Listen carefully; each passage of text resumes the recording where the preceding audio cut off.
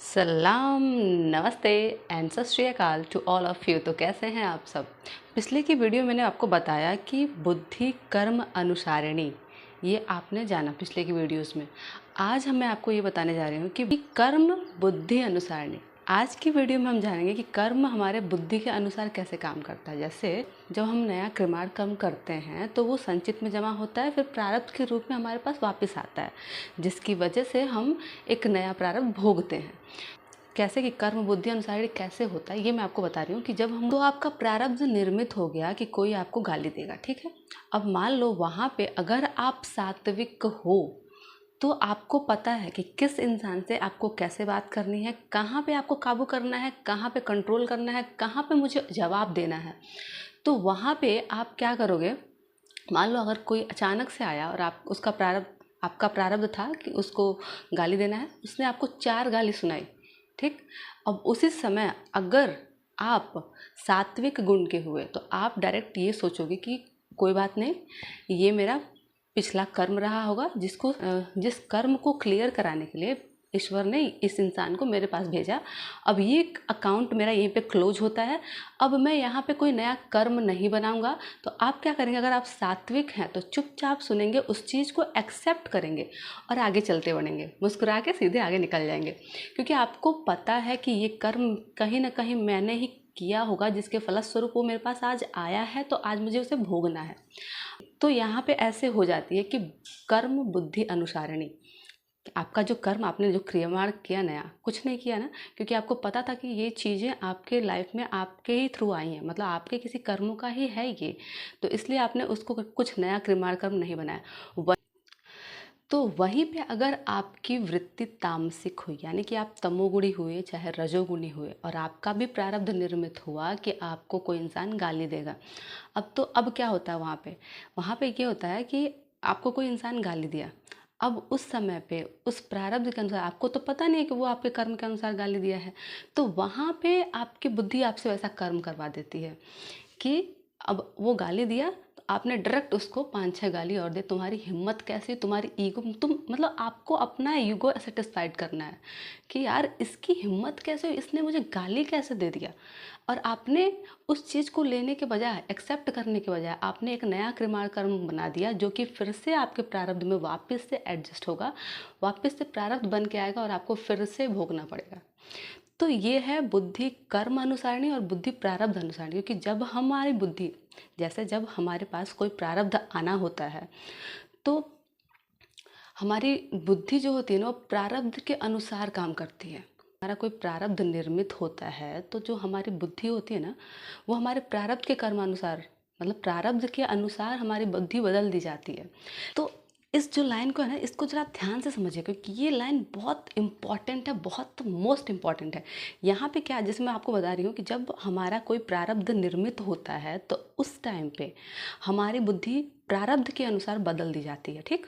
अब वहाँ पे ये बुद्धि हमारे प्रारब्ध के अनुसार बदल गई। अब लेकिन जब हमारा कोई नया क्रिमाण कर्म बनाते हैं हम, जैसे मान लो हमारा प्रारब्ध निर्मित हुआ, अब उसके बाद हम लोग नया क्रिमाण कर्म करते हैं, तो जो हम नया क्रिमाण कर्म बनाते हैं वो कर्म हमारे कर्मों के, मतलब वो जो कर्म हम बनाते हैं, नया क्रिमाण कर्म करते हैं, वो कर्म के हिसाब से हमारी बुद्धि चेंज कर दी जाती है। मतलब कि हमारा कर्म कैसा है, इस टाइम हम किस कर्म से गुजर रहे हैं, हम तामसिक वृत्ति वाले हैं, हम सात्विक वृत्ति वाले हैं, या फिर कैसे हैं। अगर हम सात्विक हैं तो उस चीज़ को एक्सेप्ट करेंगे और अपना नया क्रिमाण कर्म नहीं बनाएंगे। अपने कर्म को ख्याल रखिए, कर्म को अच्छे से करिए। आपके कर्म जितने सही होंगे ना, आपकी बुद्धि उतनी सात्विक होगी, और जब सात्विक होगी तो आपको पता होगा कि कहाँ पे आपको एक्शन लेना है, कहाँ पे एक्शन नहीं लेना है, कौन सी चीज़ हमारे लिए है और कहाँ पे हमको रिप्लाई देना है, कहाँ रिप्लाई नहीं देना है, किस चीज़ को एक्सेप्ट करना है। जैसे कभी कभी क्या होता है, किसी को प्यार में, बहुत आजकल बहुत चल रहा है, प्यार में धोखा हो गया बहुत ज़्यादा। तो लोग जब धोखा मिल जाता है तो वो ये नहीं सोचते हैं कि चलो ये लाइफ में हमारी आया। अगर वो इंसान सात्विक है, धोखा वाला इंसान, तो वो डायरेक्ट ये सोचेगा कि ये इंसान मेरी लाइफ में आया, ये मुझे कुछ ना कुछ सिखाया, ये मेरा लेसन था, इसको मुझे सीखना था, तो मुझे अब इस चीज़ को एक्सेप्ट करना है और इस चीज़ से मुझे आगे निकलना है, मूव ऑन करना है। लेकिन अगर वहीं पे कोई इंसान तामसिक वृत्ति वाला हुआ तो वो क्या करेगा, वो कहे उसके दिमाग में सीधे ये बात आएगी कि उसने मुझे धोखा दिया क्यों, वो मेरी लाइफ में आई क्यों, या फिर वो मेरी लाइफ में आया ही क्यों, और अगर आया तो उसने मुझे धोखा क्यों दिया। उसको ये सब बातें पता ही नहीं है, उसको ज्ञान है ही नहीं किसी चीज़ का, तो वो अंधविश्वास जो समझ में आ रहा है उसको वो कर रहा है। तो वहाँ पे हमारी बुद्धि होती है ना, जो हमारे कर्म के अनुसार बदल दी जाती है।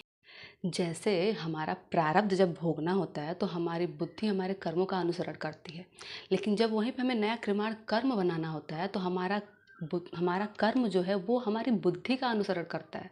ये समझने वाली बात है, ये बहुत इंपॉर्टेंट लाइन है। ये चीज़ को आप समझिए कि मतलब कहाँ पे कैसे बदला जा रहा है चीज़ों को। अगर आप सात्विक हैं तो आपकी बुद्धि आपके कर्म के अनुसार हिसाब से चलेगी, आप अच्छे कर्म करेंगे, आप कोई नया कृमाण कर्म नहीं बनाएंगे। अगर आप तामसिक हैं तो आपकी बुद्धि आपके कर्म के हिसाब से फिर बदल दी जाएगी और आपको समझ में नहीं आएगा, और आप एक नया कृमाण कर्म कर देंगे, उस हिसाब से एक नया प्रारब्ध बन जाएगा आपके लिए, फिर से आपको वो भोगना पड़ेगा। तो ये बात समझना है कि हमको बुद्धि, हमारी जो कर्म के अनुसार बुद्धि बदली जाती है वो कैसे। जब हमारा प्रारब्ध भोगना होता है तो कर्म के अनुसार हमारी बुद्धि बदल दी जाती है, लेकिन जब हम कोई नया क्रियाण कर्म करते हैं तो हमारी बुद्धि के अनुसार हमारे कर्म बदल जाते हैं। ये समझने वाला टॉपिक है। जब हमारा कर्म अच्छा होगा तो हम अच्छे काम करेंगे, नया क्रियाण भी बनाएंगे तो वो अच्छा बनाएंगे। लेकिन अगर हमारा कर्म सात्विक से बजाय राजसिक है, तामसिक है, तो हमारा जो नया क्रियाण कर्म होगा ना वो भी गलत बनेगा, वो हमारी बुद्धि हमसे करवा लेगी। तो ये है बुद्धि कर्म अनुसारिणी और कर्म बुद्धि अनुसारिणी में अंतर। इस चीज़ को बहुत ध्यान से समझिए कि इसमें बहुत बड़ा लॉजिक छुपा हुआ है। जिस दिन आप इस चीज़ को समझ गए ना, उस दिन आप बड़े आसानी से इस यूनिवर्स के लॉ को समझ जाएंगे। तो ये था इस यूनिवर्स के लॉ ऑफ कर्मा का कॉन्सेप्ट। अगर आपने लॉ ऑफ कर्मा का कॉन्सेप्ट सीख लिया तो आपको यहाँ लाइफ जीने में बहुत आसानी हो जाएगी। कौन सी चीज़ हमको कहाँ पे एक्शन लेना है, किस चीज़ को एक्सेप्ट करना है, किस चीज़ पे हमको आगे बोलना है, ये सारी चीज़ें आपको पता होंगी। और आप जितनी आपकी सात्विक वृत्ति होगी उतनी अच्छी चीज़ें आप करेंगे।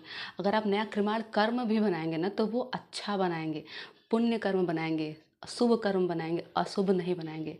तो इसलिए आगे से रखिए अपना ढेर सारा ख्याल, और अपने कर्मों का सबसे ज़्यादा ख्याल रखिए, कर्म कैसे करें, क्योंकि जितनी सात्विक कर्म करेंगे आप ना उतनी आपकी बुद्धि अच्छी होगी। तो अपने अपने कर्मों का रखिए ढेर सारा ख्याल। मैं वंदना राव फिर मिलती हूँ आप सभी से एक नए वीडियो में एक नए इंटरेस्टिंग टॉपिक के साथ। तब तक के लिए bye bye, take care and सबा खैर, Radhe Radhe. Thank you so much to all of you.